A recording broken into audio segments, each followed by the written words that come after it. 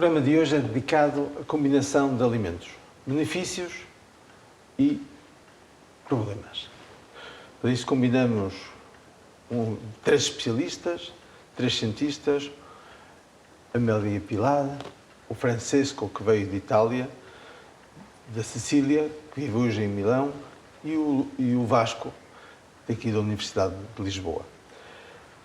É um risco muito grande para mim, não só combinar os alimentos, mas sobretudo fazer um risoto para um italiano.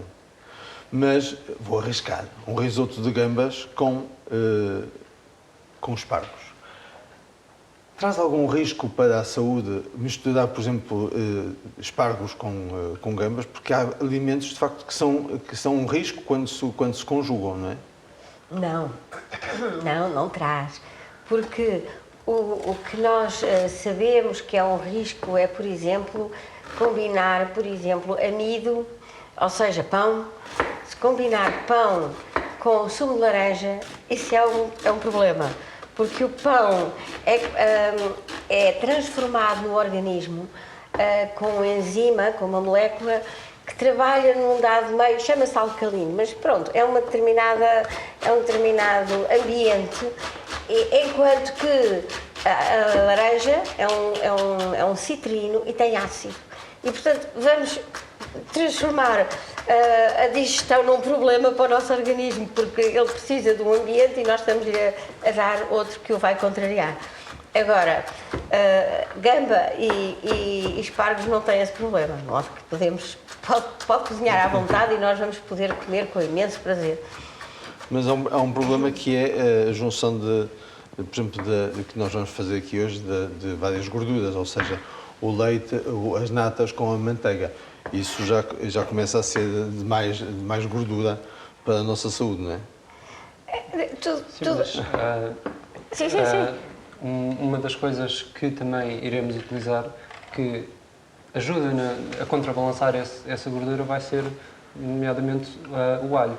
Porque o alho é um ingrediente muito bom nesse aspecto, até mesmo quando se quer combinar com peixe, pronto, que o peixe dos melhores ingredientes que existe, porque tem uma gama de nutrientes muito grande, e então é sempre bom, por exemplo, adicionar um bocadinho de alho a receitas que levam peixe, ou mesmo até com muita gordura, porque ele corta um bocado nessa parte. É curioso, cada vez mais se vão tendo a noção que o alho é de facto um grande alimento e cada vez se vai sabendo que faz bem à saúde. Mas não é preciso comer alho cru, nem comer alhos todos os dias inteiros. Isso...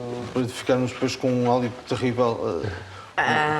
Chefe, deixe-me dizer-lhe uma coisa. O princípio ativo do alho é um composto de enxofre. O alho tem muitos compostos de enxofre, por isso também temos um bocado esse hálito às vezes. Mas, de facto, se fritar o alho, os componentes que ele tem, isto que o Vasco diz que é absolutamente correto, mas há uns componentes, o alho tem mais de uma centena de compostos, e há uns componentes que degradam assim que aquecermos ou assim que fritamos o alho. Portanto, são as duas. Não precisa de comer muito alho cru, mas comer um bocadinho de alho cru tem uns contributos anti-inflamatórios, antimicrobianos, devido aos compostos que ele tem e que depois, quando aquece, degradam.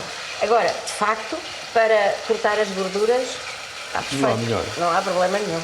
Eu sei que o Francesco cozinha em casa, adora cozinhar, não é? Sim. Yes. I like to cook at home, of course. And it's interesting to try to understand also sciences that is behind that. And it's not easy, not at all. And I try to rationalize because it's really difficult. And maybe some suggestions come in any case from the tradition that is extremely important. So it's clear that when we eat something that is bulky, let's say, it's a complex aggregation of things. The stomach has to cleave it, of course, and to digest. And in order to do that, some enzymes, and you must avoid conflicts, among different enzymes that degrade different ingredients. And this is the first point, of course. But in that case, it's perfect because rice and asparagus and shrimps are coherently degraded. I mean, the point is that some conditions to degrade are acidic and some basic, and you must avoid a conflict. Well, not easy, but there are some tables that can explain that. And I was impressed on the fact that also all the traditions refers to that. Because if you consider the Chinese yin and yang theory, okay, you can find, because yin means, yin refers to what we consider acidic, and yang refers to what we consider basic. And also Chinese had some sort of tables in which they put ingredients in the yin or in the yang side. Meaning that what's in the yin side should be eaten together, Yeah. on the yang side should The be point eaten is together. that our organism, what nutrition say, needs more entities that require acidic, basic response, which means acidic ingredients. Let's say 80%, whereas 20% must be from the other side.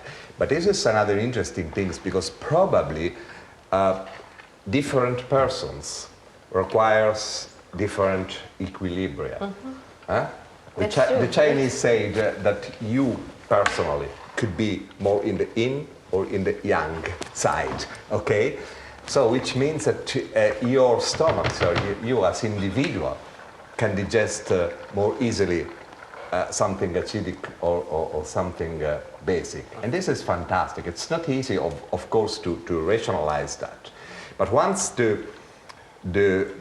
bulky thing that you eat is degraded, then the point is that the molecules, what you need, the molecule that you need must pass from the stomach to the circulation.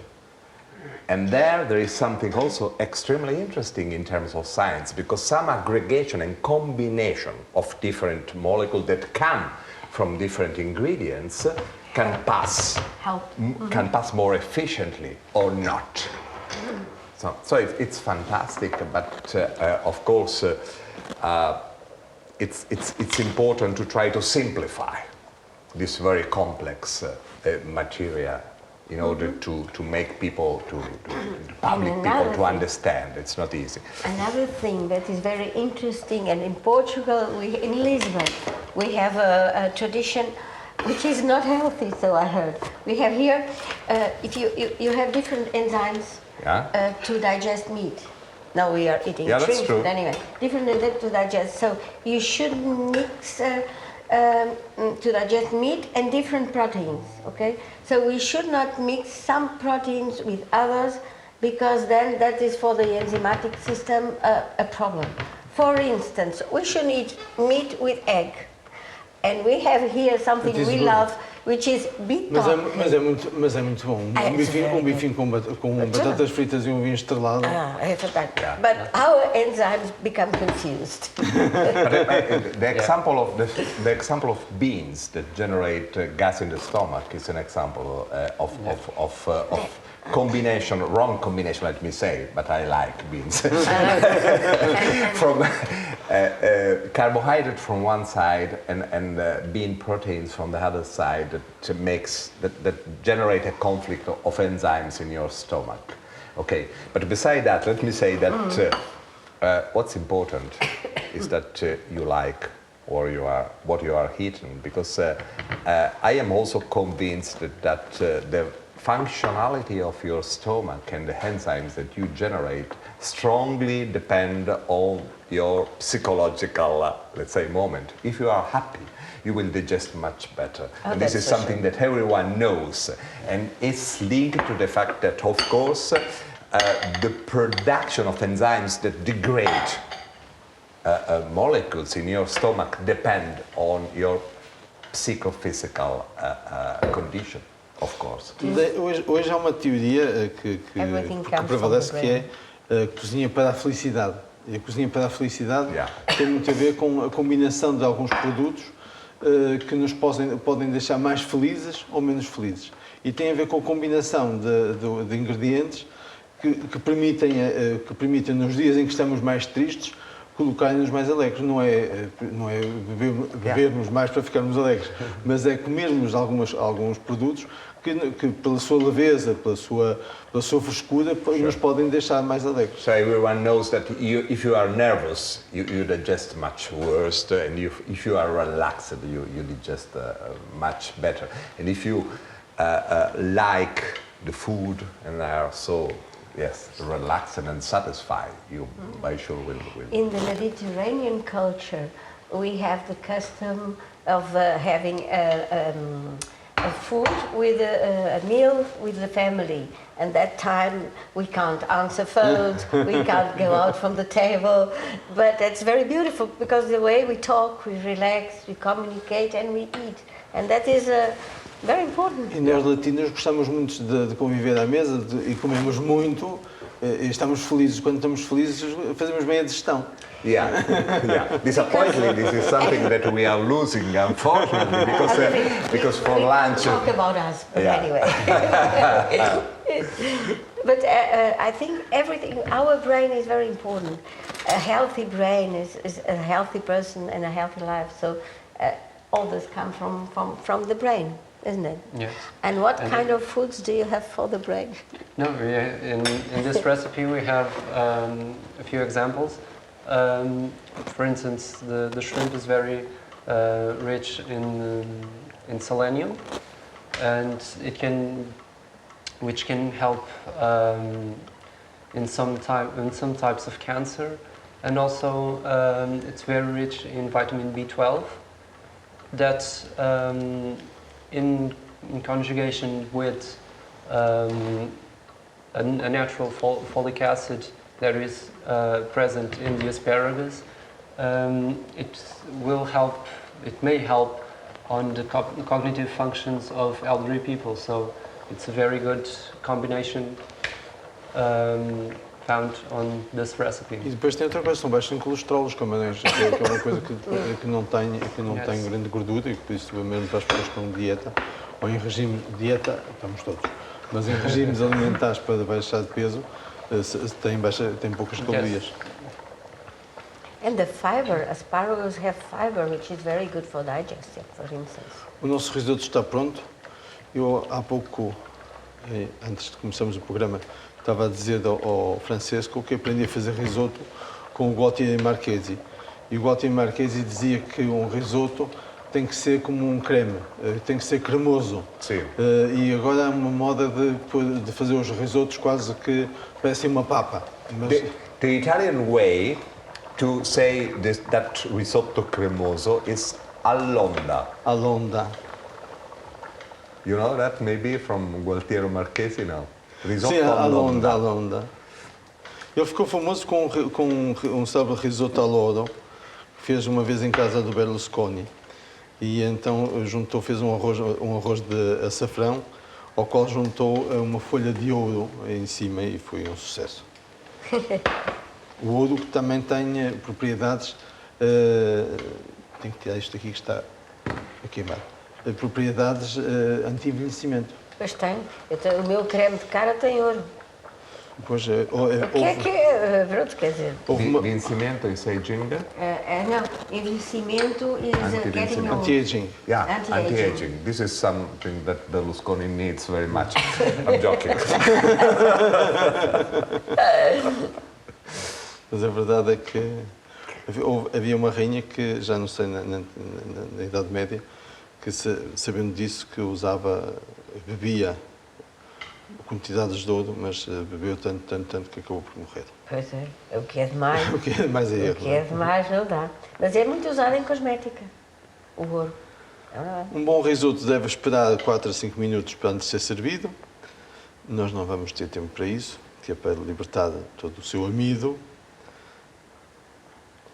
Mas o tempo nestas coisas é mais rápido do que nós. ou nós não conseguimos combater o tempo e por isso vamos ter que o servir. Não, tínhamos que mudar a escala de tempo aos dias 2. Devia ser mudado.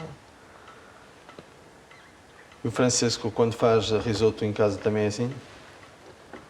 Well, I don't prepare risotto by myself. My wife prepares risotto because okay. my wife comes from Milano, whereas I am Sicilian. So my recipe is pasta, and the recipe of my wife is risotto. So, Então temos aqui o nosso risoto com pontas de aspargos. As pontas de aspargos coloquei só no final.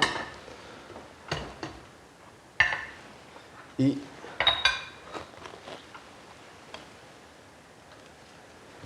umas folhas de manjericão aqui assim de lado. E nós voltamos no outro programa com mais ciência, mais saúde e mais culinária.